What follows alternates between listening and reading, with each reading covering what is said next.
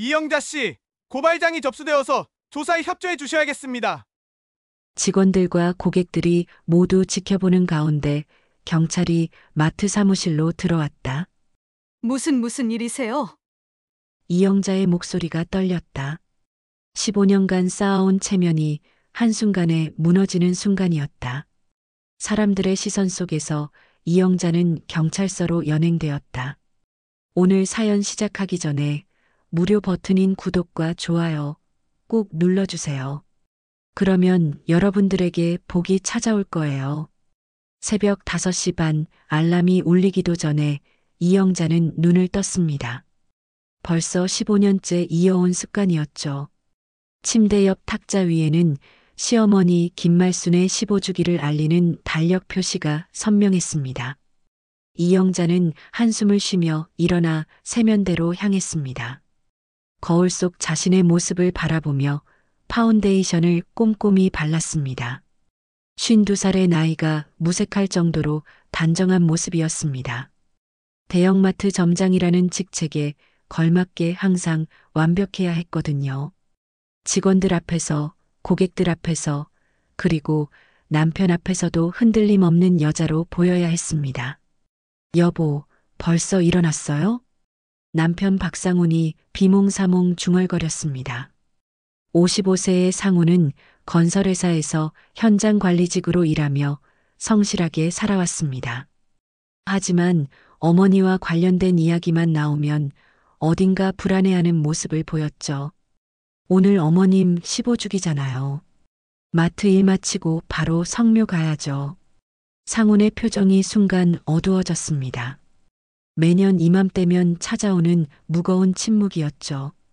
15년 전 치매 증세를 보이던 어머니 김말순을 정신병원에 모셨다가 결국 그곳에서 돌아가셨다는 소식을 들었을 때의 그 충격이 아직도 생생했습니다. 당시 상우는 어머니의 갑작스러운 변화에 당황했었습니다. 평생 자상하고 따뜻했던 어머니가 갑자기 며느리를 의심하고 밤마다 집을 나가려 하시는 모습이 너무나 충격적이었거든요. 그때 정말 어쩔 수 없었던 거 맞죠? 어머니가 정말 치매셨던 거 맞죠? 상훈의 목소리에는 15년간 묻어둔 의문이 스며 있었습니다. 이영자는 찻잔을 들며 익숙한 대답을 내놓았습니다. 벌써 몇 번째 같은 질문인지 모를 정도였죠. 당신도 기억하잖아요. 어머님이 얼마나 심하셨는지. 밤새 집을 나가려 하시고 저한테 이상한 말씀들을 하시고 심지어 경찰서까지 가서 납치당했다고 하시잖아요. 전문적인 치료가 필요했어요. 실제로 상훈의 기억 속 어머니는 그런 모습이었습니다.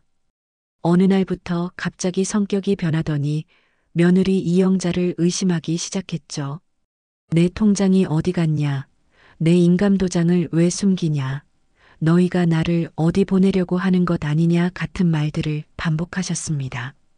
당시 병원 의사도 초기 치매 증상에 망상 장애가 동반된 것이라고 진단했었거든요. 의사 선생님도 그렇게 말씀하셨잖아요. 조기에 전문 치료를 받아야 한다고.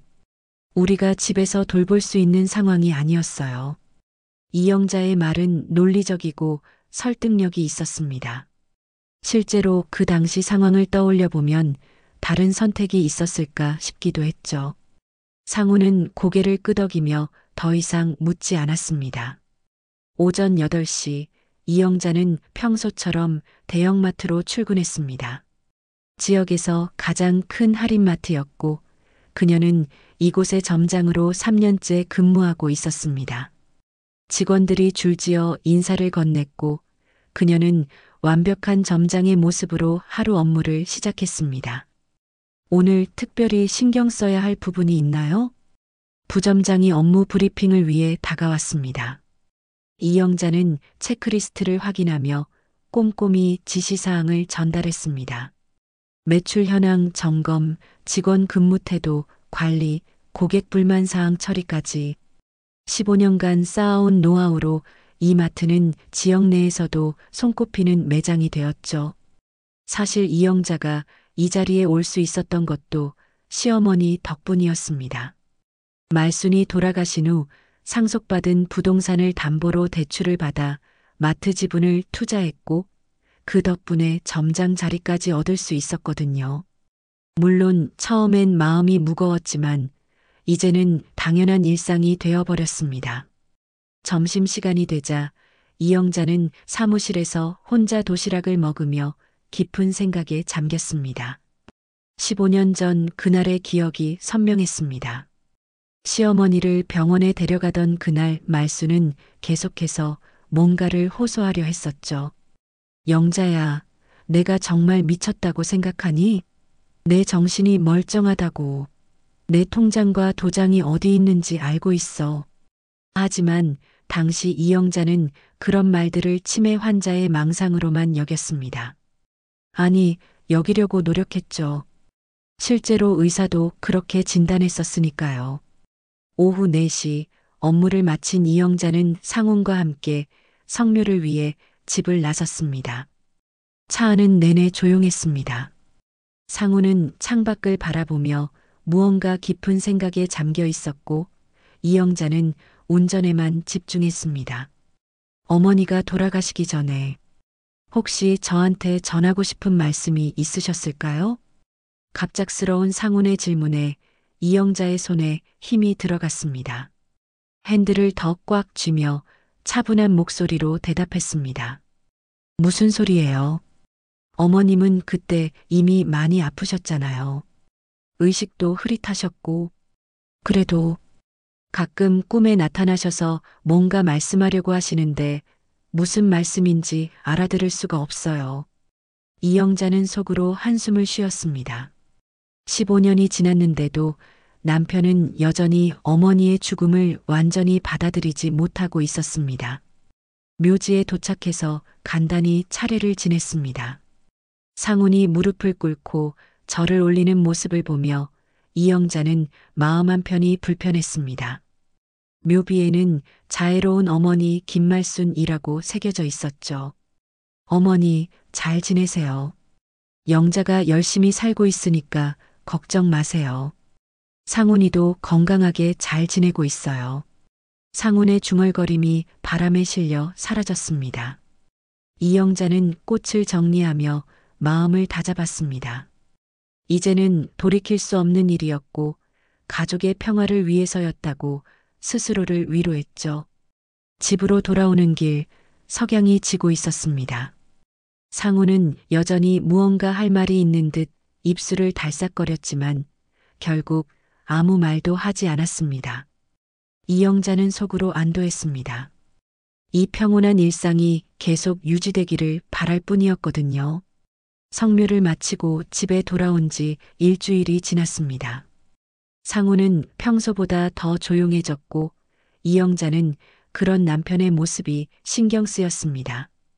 마트 업무에 집중하려 해도 자꾸만 상훈의 표정이 떠올랐죠.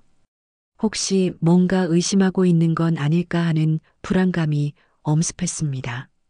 그런 어느 날 오후 마트 사무실에서 재고 정리를 하고 있던 이영자에게 직원이 다가왔습니다. 점장님, 밖에 어떤 할아버지가 점장님을 찾으신다고 하는데요. 장수복이라고 하시는 분이세요. 장수복. 그 이름을 들은 순간 이영자의 얼굴이 굳어졌습니다. 시어머니 말순의 오랜 이웃이었던 그 사람이 왜 갑자기 자신을 찾아온 걸까요? 15년 동안 한 번도 연락하지 않았던 사람이었는데 말입니다. 잠깐만요. 제가 직접 나가볼게요. 이영자는 마음을 진정시키며 매장 입구로 향했습니다. 장수복은 예전 모습 그대로였지만 훨씬 늙어 보였습니다. 63세의 나이답게 허리도 굽어 있었고 얼굴에는 깊은 주름이 패여 있었죠. 어머, 수복 아저씨. 이게 얼마만이에요? 이영자는 일부러 밝은 목소리로 인사했습니다. 하지만 장수복의 표정은 심각했습니다. 그의 눈빛에는 뭔가 확신에 찬 기색이 엿보였죠. 영자 씨, 잠깐 이야기 좀 할 수 있을까요? 중요한 일이에요. 무슨 일이세요? 여기서 말씀하세요. 여기서는 좀 그렇고요. 상훈이한테 할 말이 있어요. 어머님 관련해서요. 그 순간 이영자의 심장이 쿵 내려앉았습니다. 하지만 겉으로는 태연한 척했죠. 어머님은 이미 돌아가신 지 15년이 됐는데요. 무슨 말씀을 하시려는 거예요? 장수복은 이영자를 뚫어져라 바라보며 천천히 입을 열었습니다. 영자 씨, 어머님 안 돌아가셨어요. 내가 직접 확인했어요. 이영자는 순간 다리에 힘이 빠지는 것을 느꼈습니다. 하지만 필사적으로 평정심을 유지하려 노력했죠. 무슨 소리세요? 병원에서 연락이 왔었는데요. 사망진단서도 받았고. 영자 씨, 거짓말 하지 마세요. 어머님은 지금 희망요양병원에 계세요. 내가 한 달 전에 우연히 발견했어요. 장수복의 목소리는 확신에 차 있었습니다. 이영자는 당황한 기색을 숨기려 애썼지만 목소리가 떨리기 시작했습니다. 그럴 리가 없어요. 아저씨가 잘못 보신 거 아니에요? 어머님은 분명히. 내가 직접 대화도 나눠봤어요. 어머님 정신 멀쩡하세요. 치매도 아니고요. 그리고 영자 씨에 대해서도 많은 얘기를 하시더군요. 이영자는 점점 더 당황스러워졌습니다. 주변에 직원들과 고객들이 있어서 큰 소리를 낼 수도 없었죠. 어떻게든 이 상황을 수습해야 했습니다. 아저씨, 이런 농담은 너무 심하세요. 상훈 씨가 얼마나 상처받을지 생각해 보세요. 농담이 아니에요. 그래서 상훈이를 만나야 한다는 거예요. 어서 연락해 보세요. 장수복은 호주머니에서 낡은 수첩을 꺼내더니 요양병원 주소를 적은 종이를 내밀었습니다. 이영자는 그 종이를 받으면서도 손이 덜덜 떨렸죠. 내일 오후 2시에 상훈이랑 같이 이 병원으로 와요. 어머님이 기다리고 계실 거예요. 장수복은 더 이상 말하지 않고 돌아섰습니다. 이영자는 그 자리에 멍하니 서서 떠나는 그의 뒷모습을 바라봤죠. 머릿속이 하얘졌습니다. 도대체 어떻게 된 일일까요? 분명히 병원에서 사망 통지를 받았었는데 그날 저녁 집에 돌아온 이영자는 식사 준비를 하면서도 마음이 전혀 차분해지지 않았습니다. 상훈이 퇴근해서 들어올 때까지 계속 불안했죠. 여보, 오늘 하루 어땠어요? 상훈은 평소처럼 인사하며 손을 씻었습니다. 이영자는 어떻게 이 상황을 설명해야 할지 고민스러웠습니다. 일단은 모르는 척하는 게 나을 것 같았죠. 별일 없었어요. 그런데 오늘 장수복 아저씨가 마트에 왔었어요. 장수복 아저씨요? 어머니 이웃에 살던 그분? 네, 맞아요. 오랜만에 인사차 들렀다고 하더라고요. 이영자는 일부러 담담한 목소리로 말했습니다. 하지만 속으로는 온갖 생각이 복잡하게 얽혀 있었죠. 만약 정말로 시어머니가 살아있다면 어떻게 될까요? 15년 동안 숨겨온 모든 것들이 드러나게 될 텐데. 그분이 뭐라고 하셨어요? 상훈의 질문에 이영자는 잠시 망설였습니다. 지금이라도 진실을 말해야 할까요? 아니면 계속 숨겨야 할까요? 별 말씀 안 하셨어요. 그냥 안부 인사 정도. 거짓말이었습니다. 하지만 이영자는 아직 확신할 수 없었습니다. 혹시 장수복이 잘못 본 것일 수도 있잖아요. 아니면 다른 사람과 착각한 것일 수도 있고요. 그날 밤 이영자는 잠을 이룰 수 없었습니다. 침대에 누워서도 계속 뒤척였죠. 옆에서 상우는 깊게 잠들어 있었지만 이영자는 온갖 생각에 사로잡혀 있었습니다. 15년 전 그날이 생생하게 떠올랐습니다. 시어머니를 병원에 입원시키고 나서 받았던 사망 통지서. 분명히 병원에서 공식적으로 발급한 서류였는데 혹시 그때 뭔가 실수가 있었던 걸까요? 새벽이 되어서야 이영자는 결심했습니다. 내일 직접 그 요양병원에 가보기로 한 거죠. 상훈에게는 말하지 않고 혼자서요. 만약 정말로 시어머니가 살아있다면 그때 가서 어떻게 할지 생각해 보기로 했습니다. 다음 날 아침 이영자는 평소보다 일찍 일어나 준비를 마쳤습니다. 상훈에게는 마트에 급한 일이 생겼다고 핑계를 댔죠. 오늘 좀 늦을 것 같아요. 본사에서 감사 나온다고 해서요. 그래요? 힘들겠네요. 조심해서 다녀와요. 상훈은 별다른 의심 없이 출근길에 올랐습니다. 이영자는 그를 배웅한 후 곧바로 차를 몰고 요양병원으로 향했죠. 병원까지 가는 길, 이영자의 마음은 복잡했습니다. 만약 정말로 시어머니가 살아있다면 어떻게 될까요? 15년 동안 쌓아온 모든 것들이 무너질 수도 있었습니다. 하지만 이제 와서 뒤로 물러설 수도 없었죠. 요양병원에 도착한 이영자는 차 안에서 한참을 망설였습니다. 정말로 들어가야 할까요?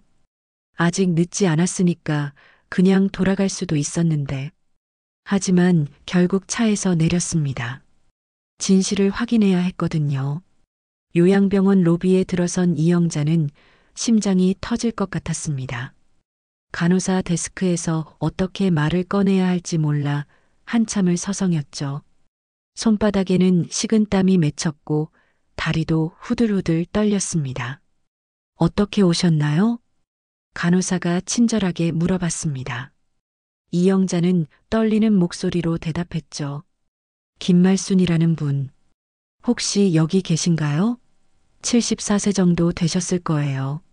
아, 말순 할머니요? 네, 계세요. 가족분이신가요?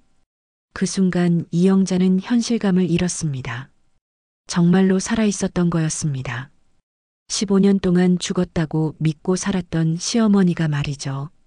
네, 며느리입니다. 아, 그러시군요. 말순 할머니가 가족분 오시는 걸 얼마나 기다리셨는지 몰라요. 3층 301호 병실이에요. 간호사의 말을 들으며 이영자는 엘리베이터로 향했습니다. 각 층을 올라갈 때마다 심장 박동이 더욱 빨라졌죠. 3층에 도착해서 복도를 따라 걸었습니다. 301, 302, 301호. 문 앞에 서니 다리에 힘이 빠졌습니다. 문을 열기 전 잠시 망설였습니다. 지금이라도 돌아갈 수 있었거든요.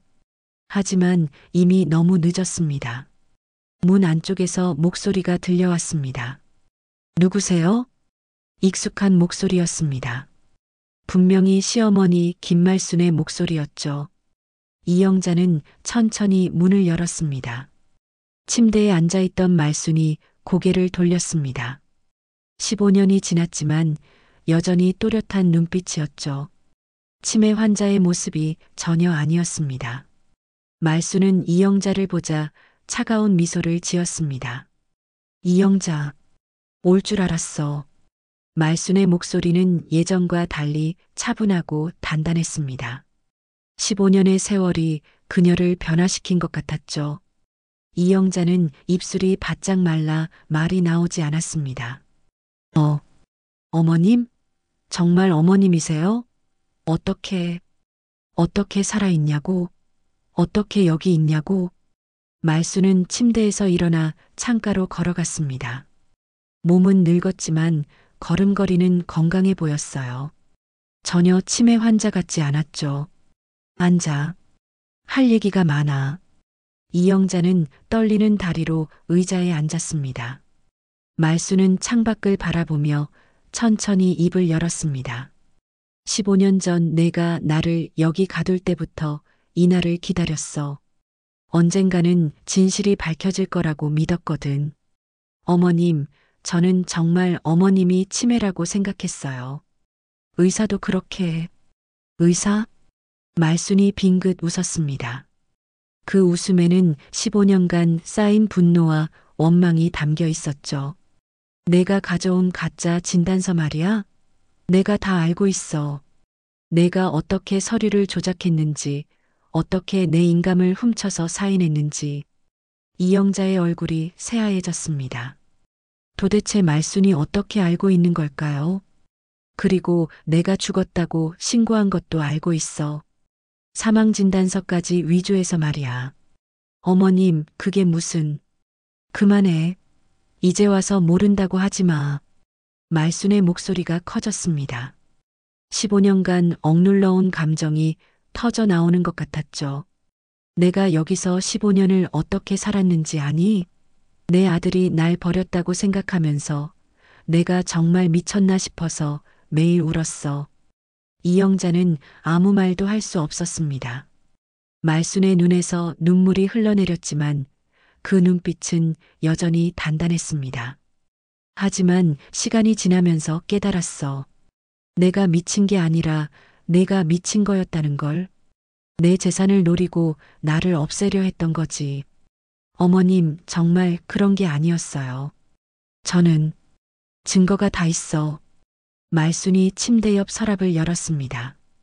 그 안에는 두터운 파일이 들어 있었죠. 15년 동안 내가 뭘 했는지 아니?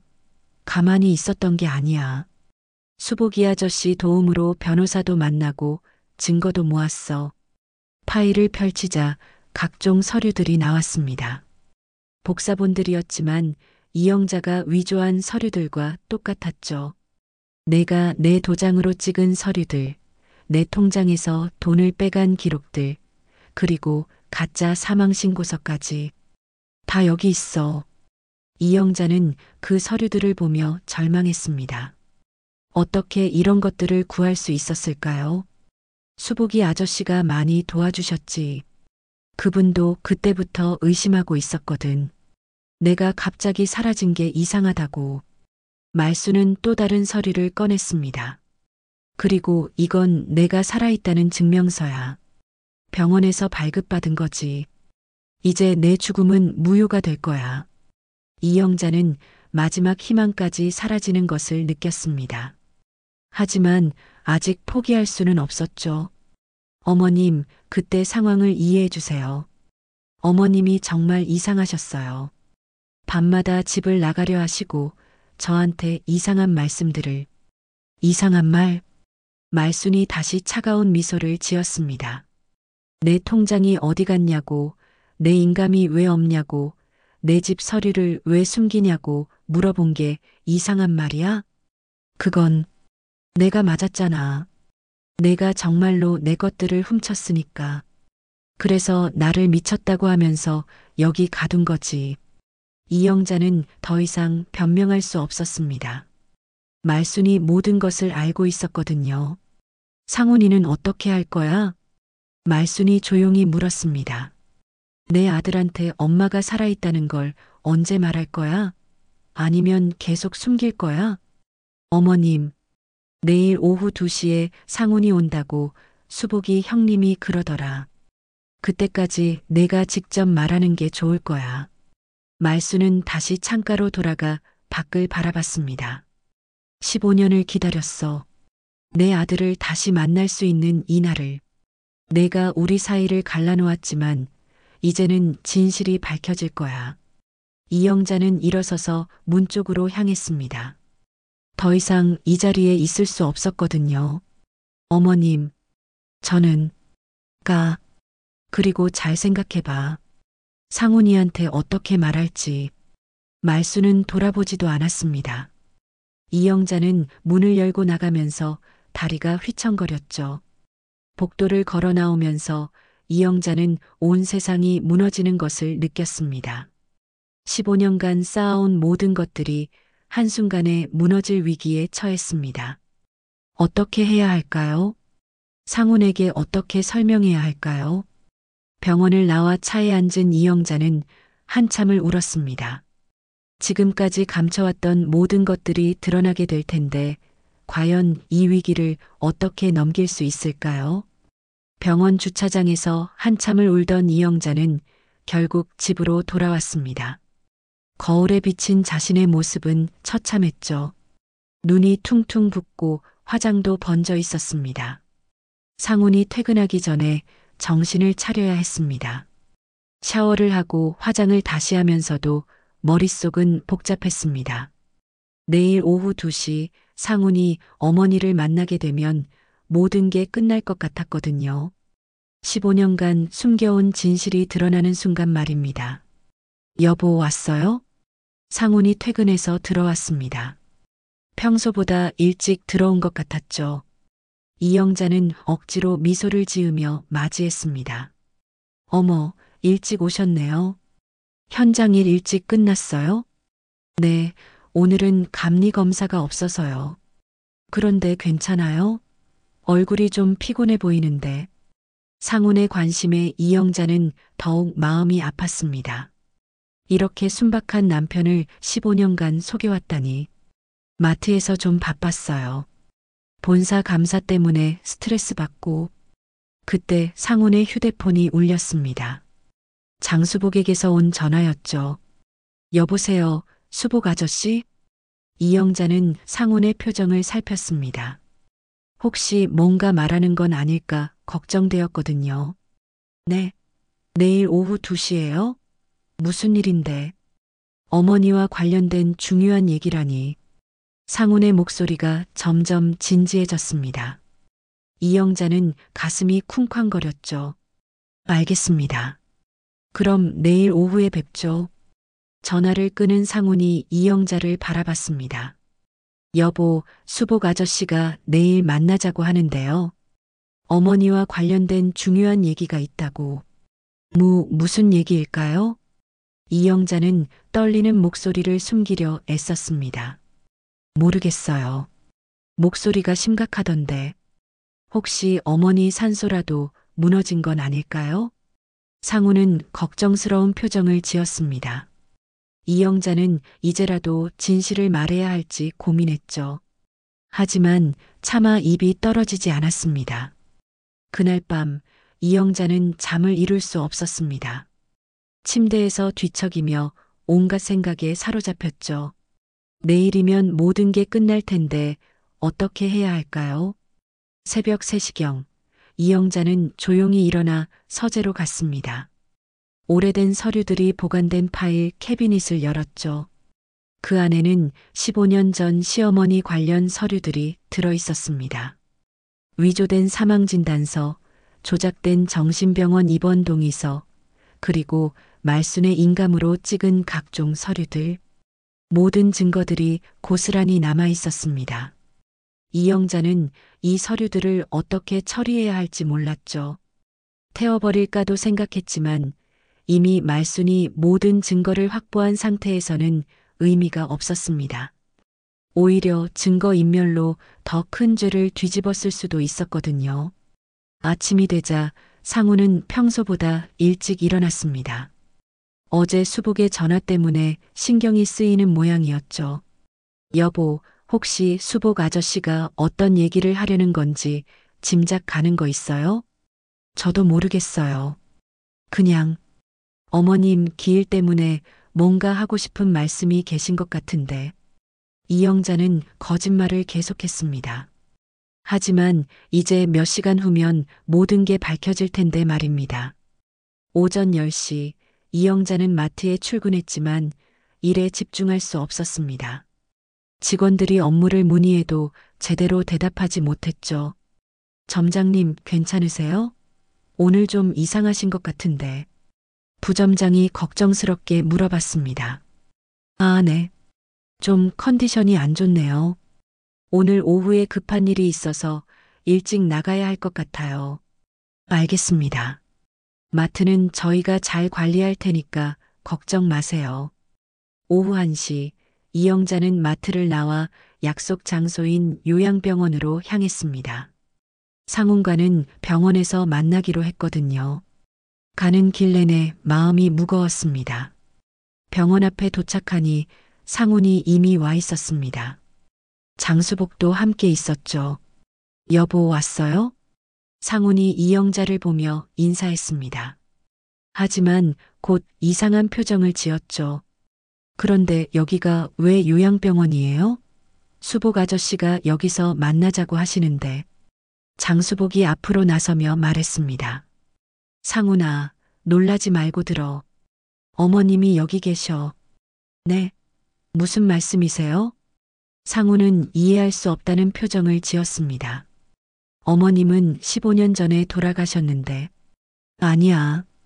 살아계셔. 내가 직접 확인했어. 장수복의 말에 상우는 머리가 하얘졌습니다. 이영자는 옆에서 아무 말도 할 수 없었죠. 그럴 리가 없어요. 병원에서 연락이 왔었는데. 사망진단서도. 상우나 직접 만나봐. 어머님이 기다리고 계셔. 세 사람은 조용히 병원 안으로 들어갔습니다. 엘리베이터를 타고 3층으로 올라가는 동안 아무도 말하지 않았죠. 상우는 계속 당황한 표정이었고 이영자는 절망적인 기분이었습니다. 301호 병실 앞에 도착했습니다. 장수복이 문을 열었죠. 어머님, 상훈이 왔어요. 침대에 앉아있던 말순이 고개를 돌렸습니다. 상훈과 눈이 마주치는 순간이었죠. 상훈아.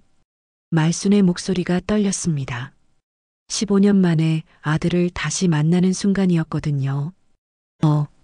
어머니? 상훈은 그 자리에서 무너져 내렸습니다. 무릎을 꿇고 주저앉으며 울음을 터뜨렸죠. 어머니, 정말 어머니세요? 어떻게 살아계신 거예요? 상훈아, 엄마 여기 있어. 15년 동안 여기 있었어. 말순도 눈물을 흘리며 아들을 바라봤습니다. 하지만 곧 이영자를 향해 차가운 시선을 던졌죠. 상훈아, 앉아. 엄마가 할 얘기가 있어. 상훈은 의자에 앉으며 계속 눈물을 흘렸습니다. 어머니, 저는 어머니가 돌아가신 줄 알았어요. 병원에서 연락이 와서. 그건 거짓이었어. 내 마누라가 만든 거짓말이야. 말순이 이영자를 보며 말했습니다. 상우는 깜짝 놀라며 아내를 바라봤죠. 무슨 말씀이세요? 상훈아, 내가 알아야 할 진실이 있어. 15년 전 내 마누라가 나한테 무슨 일을 했는지. 말순은 서랍에서 그 두터운 파일을 꺼냈습니다. 이 서류들을 봐. 내 마누라가 어떻게 나를 여기 가뒀는지, 어떻게 내 재산을 가져갔는지 다 나와 있어. 상우는 서류들을 보며 점점 더 충격에 빠졌습니다. 자신의 서명이 위조된 것들, 어머니의 인감이 도용된 것들, 그리고 가짜 사망신고서까지. 이게 뭐예요? 영자 씨, 이게 무슨 일이에요? 상훈이 떨리는 목소리로 아내에게 물었습니다. 이영자는 더 이상 숨길 수 없다는 것을 깨달았죠. 이영자는 병실 한가운데 서서 모든 시선이 자신에게 집중되는 것을 느꼈습니다. 상훈의 절망적인 눈빛, 말순의 차가운 분노, 장수복의 실망스러운 표정. 더 이상 도망갈 곳이 없었죠.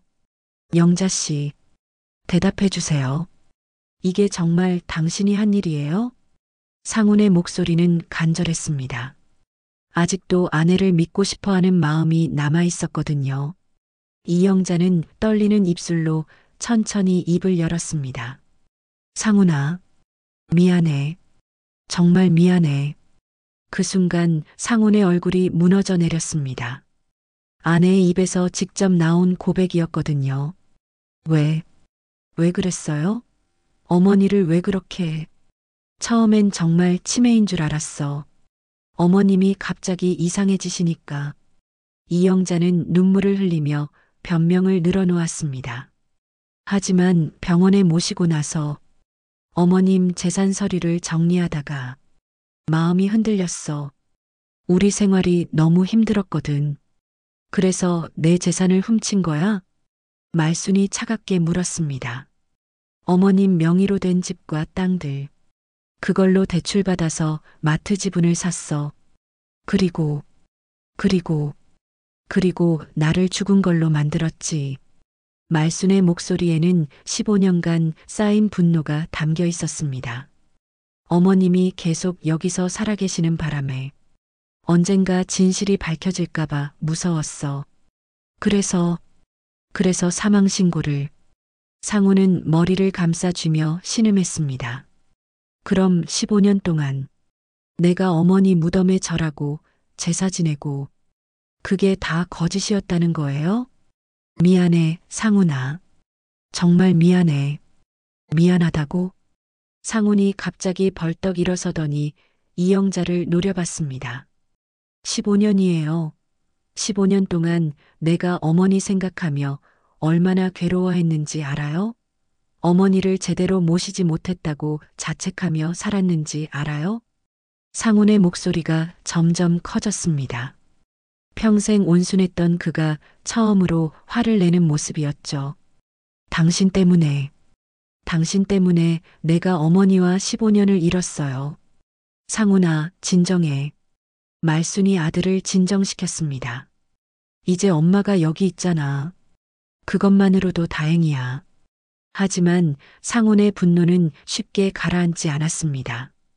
어머니, 이 사람을 용서하시면 안 돼요. 법정에 세워야 해요. 사기죄, 문서위조죄, 다 고발해야 한다고요. 장수복이 나서서 말했습니다. 상훈아, 사실 이미 변호사와 상의했어. 어머님께서 원하시면 언제든 고발할 수 있어. 그 말을 들은 이영자는 무릎을 꿇었습니다. 어머님, 제발 용서해 주세요. 전 정말 후회하고 있어요. 후회? 말순이 비웃듯 말했습니다. 15년 동안 내 재산으로 잘 살면서 후회했다고? 마트 점장하면서 체면 세우고 살면서 후회했다고?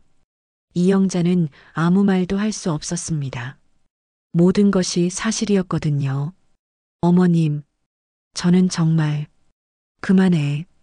이제 내 변명은 듣기 싫어. 말순이 상훈을 바라봤습니다. 상훈아, 엄마는 너를 원망하지 않아.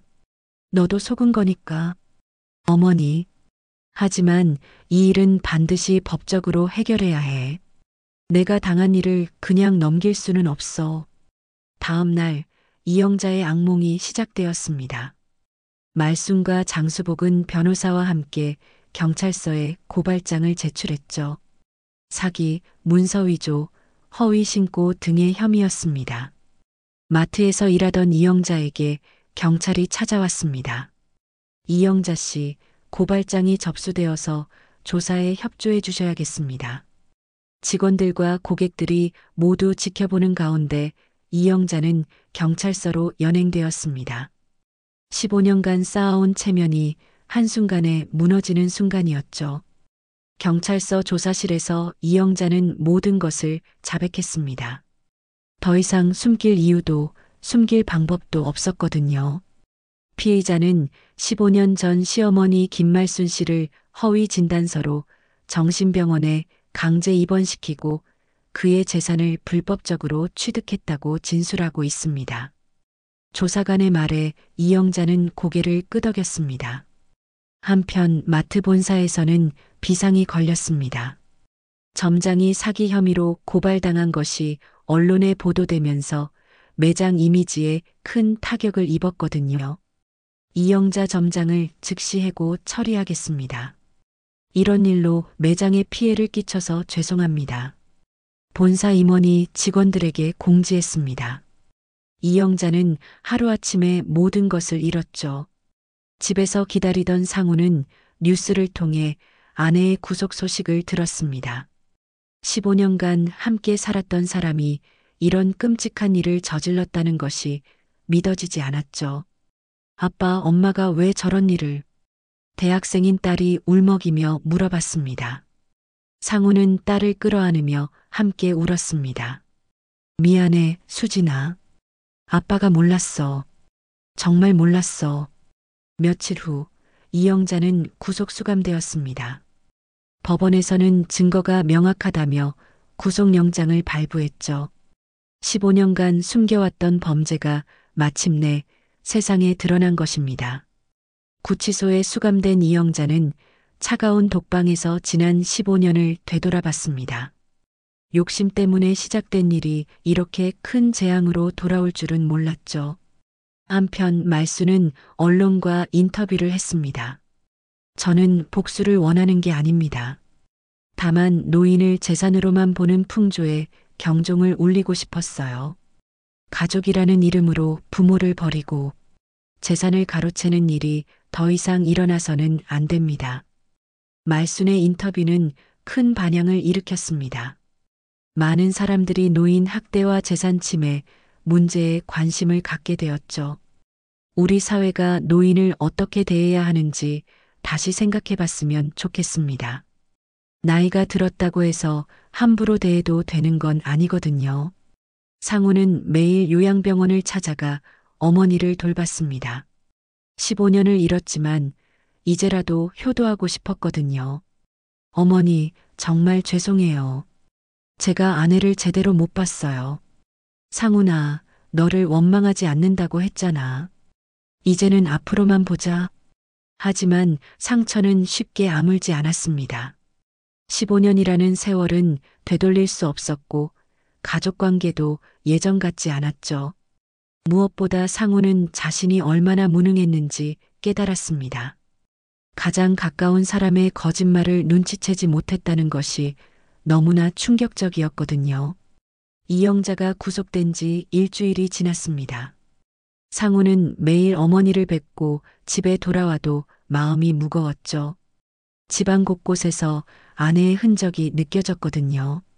함께 산 15년의 기억들이 모두 거짓말로 얼룩져 있다는 게 너무나 고통스러웠습니다. 그런 어느 날 상우는 이영자의 옷을 정리하다가 안방 옷장 깊숙한 곳에서 낡은 나무 상자를 발견했습니다. 잠금 장치가 있는 상자였는데 열쇠는 어디에 있을까요? 이상하게 호기심이 생겼죠. 서랍을 뒤지다가 작은 열쇠를 찾았습니다. 떨리는 손으로 상자를 열어보니 그 안에는 예상치 못한 것들이 들어 있었습니다. 가장 위에는 어린 손녀 수진이에게 보낸 편지가 있었습니다. 말순의 필체였죠. 사랑하는 수진아, 할머니는 너를 얼마나 사랑하는지 모른단다. 할머니가 갑자기 사라져도 할머니를 나쁘게 생각하지 마라. 할머니는 항상 너를 지켜보고 있을 거야. 상훈의 눈에서 눈물이 흘러내렸습니다. 어머니가 15년 전에 미리 써둔 편지였던 거죠. 이미 무슨 일이 일어날지 예감하고 계셨던 것 같았습니다. 다음 편지는 상훈 자신에게 보낸 것이었습니다. 내 아들 상훈아, 엄마가 너를 원망하지 않는다는 걸 알아줘. 내가 나를 버린 게 아니라 속은 거니까. 하지만 엄마는 너무 서러워. 내가 키운 아들이 내 말보다 남의 말을 더 믿는다니. 그래도 엄마는 너를 사랑해. 언젠가는 진실이 밝혀질 거라고 믿고 있어. 상우는 바닥에 주저앉으며 울음을 터뜨렸습니다. 어머니가 얼마나 서러우셨을지 생각하니 가슴이 찢어질 것 같았거든요. 그 아래에는 말순의 일기장이 있었습니다. 15년 전에 쓴 마지막 일기였죠. 오늘 영자가 나를 병원에 보낸다고 한다. 치매라고 하는데 내 정신은 멀쩡하다. 하지만 아무도 내 말을 믿어주지 않는다. 내 통장도 도장도 집 서류도 모두 영자가 가져갔다. 상훈이마저 영자 편을 들고 있다. 내가 정말 미쳤나 싶어 무서워진다. 하지만 분명히 밝혀질 날이 올 것이다. 나는 포기하지 않겠다. 일기를 읽으며 상우는 어머니의 심정을 조금이나마 이해할 수 있었습니다. 가족들 모두가 자신을 의심하고 있을 때의 그 절망감과 외로움을 말이죠. 가장 아래에는 또 다른 편지가 있었습니다. 이번에는 이영자에게 보낸 것이었죠. 영자야, 내가 왜 이런 일을 하는지 모르겠다. 내가 너를 미워하지 않는다는 걸 알아줘. 다만 너무 실망스럽다. 가족이라고 생각했는데. 하지만 언젠가는 내가 후회할 날이 올 거야. 그때 이 편지를 읽어보렴. 진정한 가족의 의미를 깨닫게 될 거야.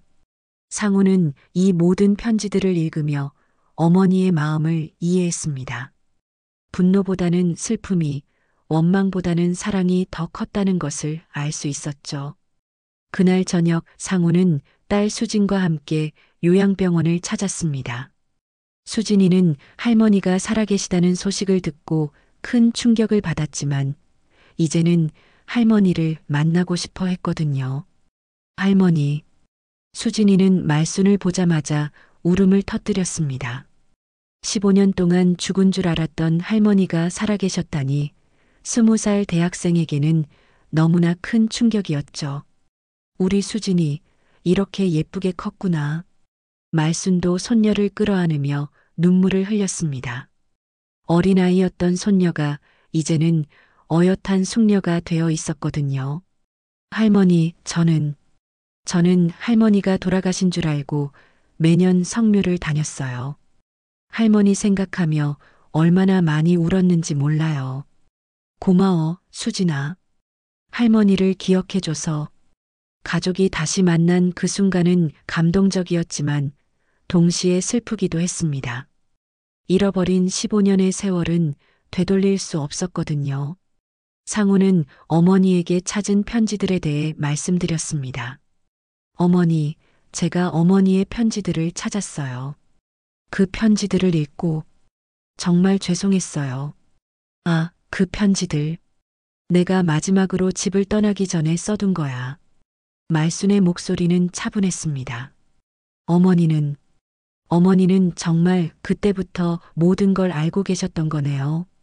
응. 영자가 내 서류들을 가져가는 걸 봤거든. 그리고 밤에 몰래 전화하는 것도 들었어. 부동산 중개업소에 내 집 시세를 알아보는 전화였어. 상우는 충격을 받았습니다. 어머니가 모든 것을 알고 계셨다면서도 왜 아무 말씀하지 않으셨을까요?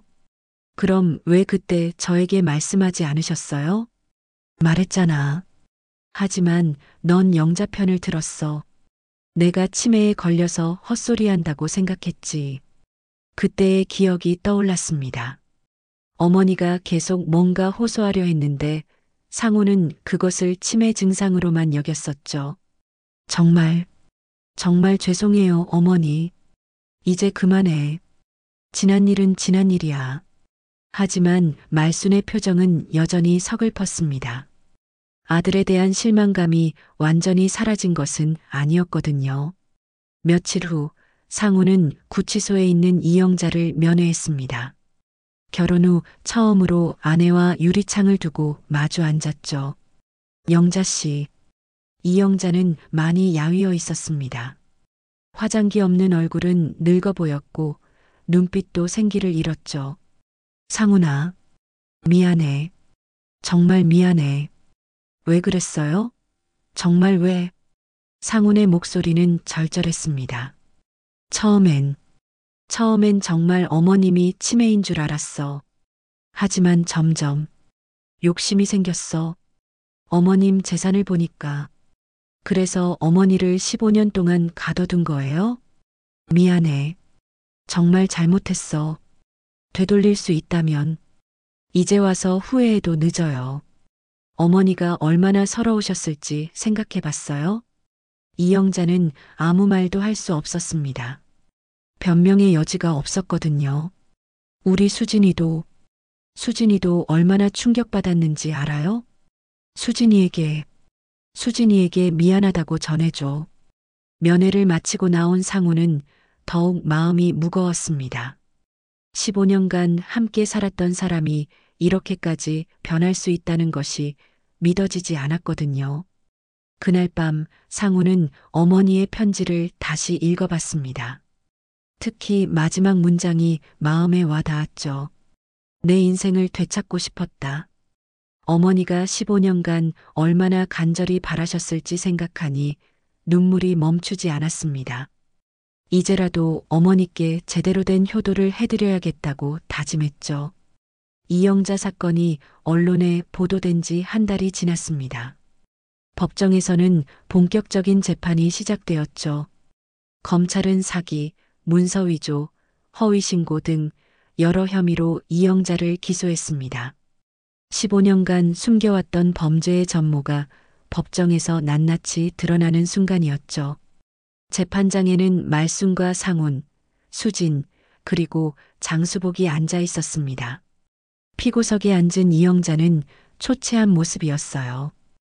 한때 완벽해 보였던 마트 점장의 모습은 온데간데 없었죠. 피고인 이영자는 15년 전 시어머니 김말순을 허위 진단서로 정신병원에 강제 입원시키고 피해자 명의의 재산을 불법적으로 취득했습니다. 검사의 기소 내용을 듣는 방청객들이 술렁였습니다. 이런 끔찍한 일이 실제로 일어났다는 것이 믿어지지 않았거든요. 또한 피고인은 피해자가 사망했다고 허위 신고하여 15년간 세상을 속였습니다. 이는 명백한 중죄입니다. 이영자는 고개를 숙인 채 아무 말도 하지 않았습니다.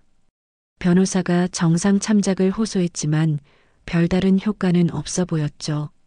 증인으로 나선 말순의 증언이 시작되었습니다. 저는 15년 전부터 며느리가 제 재산을 노리고 있다는 것을 알았습니다. 하지만 가족이니까 믿고 싶었어요.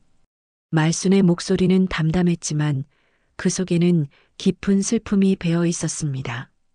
어느 날부터 제 통장과 인감도장이 사라졌어요. 며느리에게 물어봐도 모른다고 했죠. 그러다가 갑자기 저를 치매 환자라고 하면서 병원에 보냈습니다. 그때 어떤 기분이셨습니까? 판사가 물었습니다. 세상이 무너지는 것 같았어요. 내 아들마저 며느리 편을 들더라고요.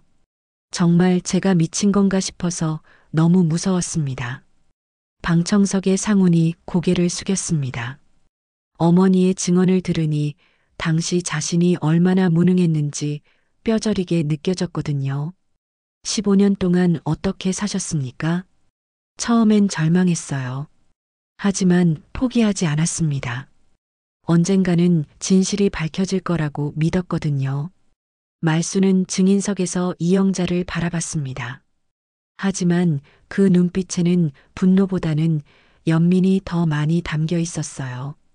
저는 복수를 원하는 게 아닙니다.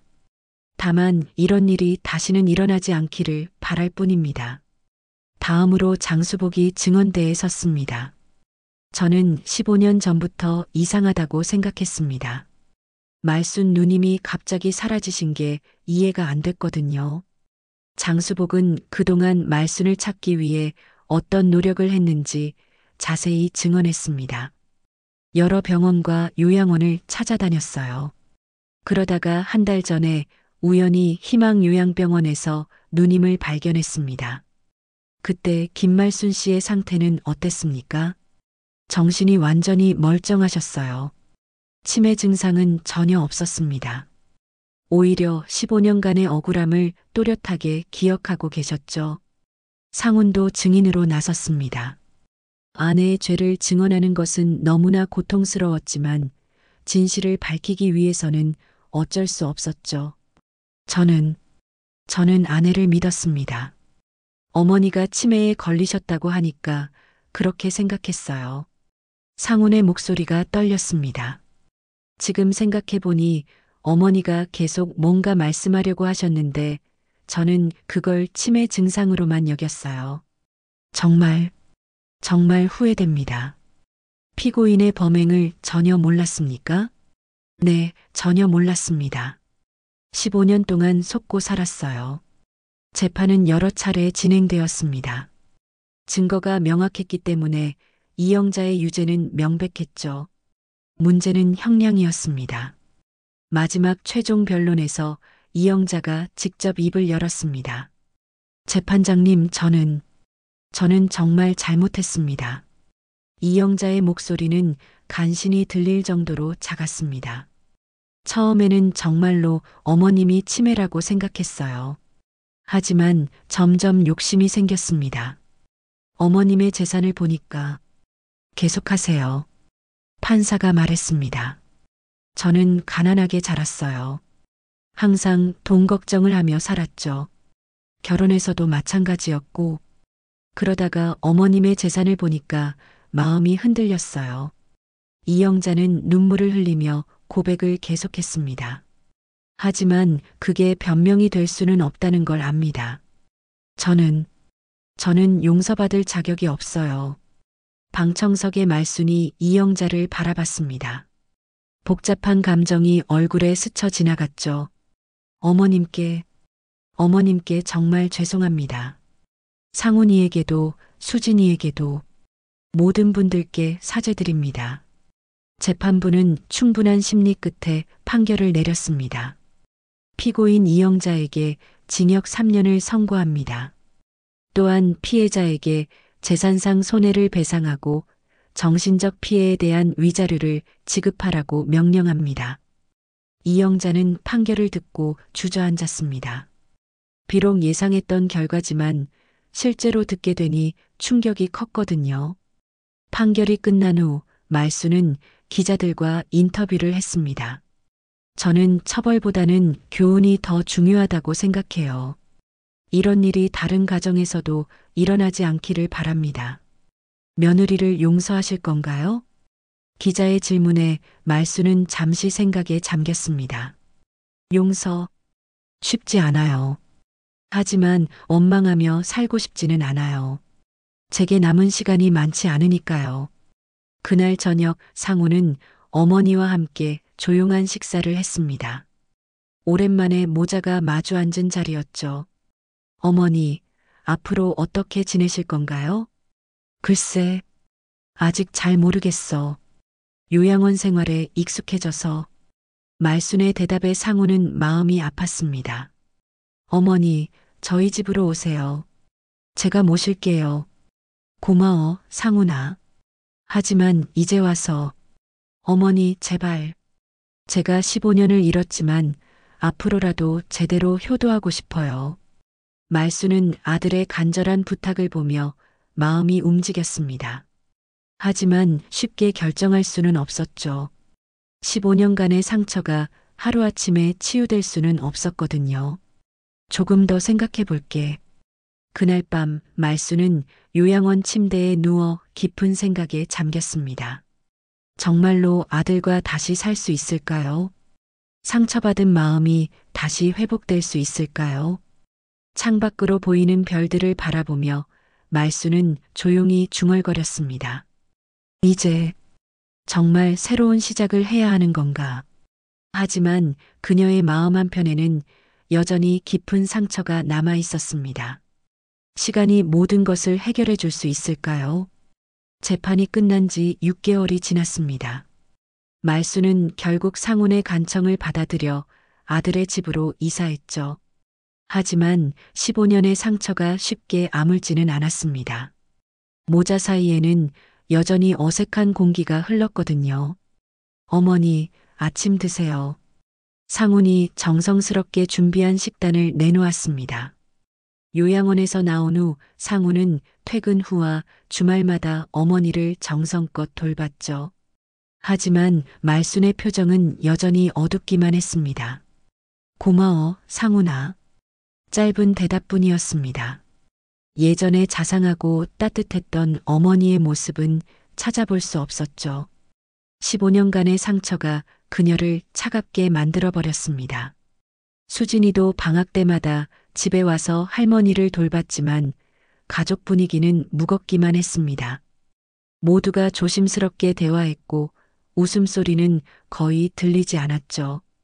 그런 어느 날 말순에게 뜻밖의 제안이 들어왔습니다.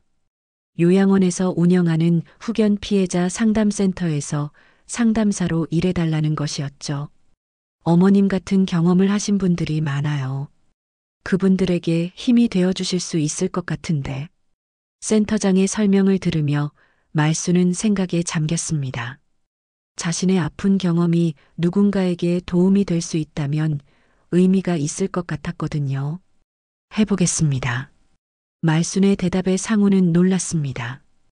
요양원을 나온 후 어머니는 아무것도 하려고 하지 않았었거든요. 어머니, 괜찮으실까요? 몸이 힘드시진 않을까? 괜찮아. 오히려 이런 일을 해야 할 것 같아. 말수는 상담센터에서 일하기 시작했습니다. 가족들에게 버림받거나 재산을 빼앗긴 노인들이 하루에도 몇 명씩 찾아왔죠. 그들의 이야기를 들으며 말수는 자신만 이런 고통을 겪은 게 아니라는 걸 깨달았습니다. 저도 며느리가 제 집을 팔아버렸어요. 치매라고 하면서 제 아들은 저를 요양원에 맡기고는 한 번도 안 왔어요. 비슷한 아픔을 가진 사람들과 이야기하면서 말순의 마음에도 조금씩 변화가 생겼습니다. 자신의 경험이 다른 사람들에게 위로가 된다는 것을 알게 되었거든요. 저는 15년을 기다렸어요. 언젠가는 진실이 밝혀질 거라고 믿으면서 말순의 이야기를 들은 노인들은 용기를 얻었습니다. 포기하지 않으면 언젠가는 길이 열린다는 희망을 갖게 되었죠. 몇 달 후 말순의 이야기는 다큐멘터리로 제작되었습니다. 15년을 기다린 어머니라는 제목의 프로그램이었죠. 많은 시청자들이 감동받았고 노인 학대 예방에 대한 관심도 높아졌습니다. 할머니, 텔레비전에 나오셨어요. 수진이가 신나게 말했습니다. 요즘 들어 할머니가 조금씩 밝아지고 있는 것 같아서 기뻤거든요. 민망하네. 이런 걸로 유명해지다니. 말수는 쑥스러워했지만 얼굴에는 미소가 번져 있었습니다. 오랜만에 보는 밝은 표정이었죠. 상훈도 어머니의 변화를 느꼈습니다. 예전만큼은 아니지만 조금씩 대화도 늘어나고 웃음도 많아졌거든요. 어머니, 요즘 많이 좋아 보이세요. 응, 뭔가 할 일이 있으니까 그런가 보다. 하지만 아직도 어머니와 아들 사이에는 완전히 회복되지 않은 부분이 있었습니다. 15년이라는 세월은 그렇게 쉽게 메워지지 않았거든요. 그런 어느 날 말순이 갑자기 쓰러졌습니다. 상담센터에서 일하던 중 갑자기 어지러움을 호소하며 의식을 잃었던 것이죠. 어머니, 병원으로 달려온 상우는 의사의 설명을 들었습니다. 고령의 오랜 스트레스가 누적된 것 같습니다. 큰 문제는 아니지만 충분한 휴식이 필요해요. 며칠 후 퇴원한 말수는 예전보다 많이 약해 보였습니다. 74세의 나이에 15년간의 고생이 몸에 무리를 준 것 같았죠. 어머니, 상담센터 일은 그만두세요. 이제 편안히 쉬셔야 해요. 상훈의 걱정에 말수는 고개를 끄덕였습니다. 더 이상 무리할 나이가 아니라는 걸 스스로도 느꼈거든요. 집에서 요양하며 말수는 조용한 시간을 보냈습니다. 정원에서 꽃을 키우고 책을 읽고 가끔 옛 친구들과 전화 통화를 했죠. 평범하지만 평화로운 일상이었습니다. 2년이 더 지났습니다. 말수는 76세가 되었고 건강도 많이 나빠졌습니다. 하지만 마음만은 전보다 평온해 보였죠. 상훈아, 너한테 고마워. 어느 날 저녁 말순이 갑자기 말했습니다. 어머니, 처음엔 너를 원망했어. 하지만 이제는 이해해. 너도 속은 거니까. 상훈의 눈에 눈물이 맺혔습니다. 어머니가 마침내 자신을 용서해 주신 것 같았거든요. 그래도 아쉬워. 15년이라는 시간. 우리가 함께 할 수 있었던 시간들. 어머니, 죄송해요. 정말 죄송해요. 이제 그만해. 남은 시간이나 잘 보내자. 몇 달 후, 말수는 평안하게 세상을 떠났습니다. 잠든 듯 조용한 임종이었죠. 곁에는 상훈과 수진이 있었습니다. 장례식은 조촐했습니다. 가족들과 상담센터 관계자들, 그리고 말순의 도움을 받았던 피해자들이 참석했죠. 장수복도 마지막 길을 배웅해 주었습니다.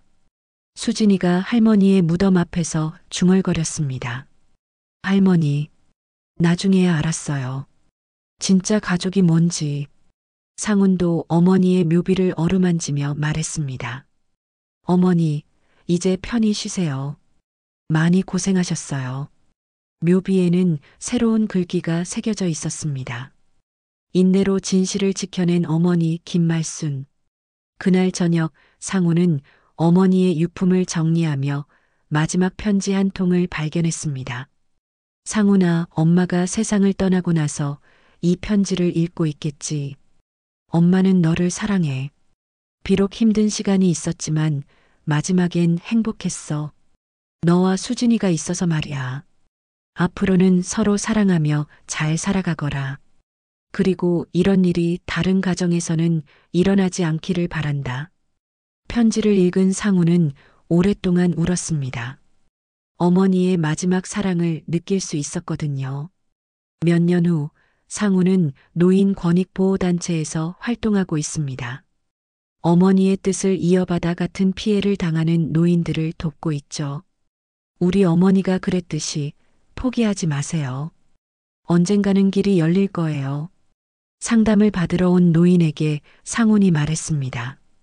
어머니에게서 배운 인내와 희망을 전해주고 있었죠. 이영자는 출소 후 조용히 살고 있습니다. 다시는 그런 일을 하지 않겠다고 다짐하며 작은 일용직으로 생계를 유지하고 있죠. 가끔 말순의 무덤을 찾아가 참회의 시간을 갖습니다.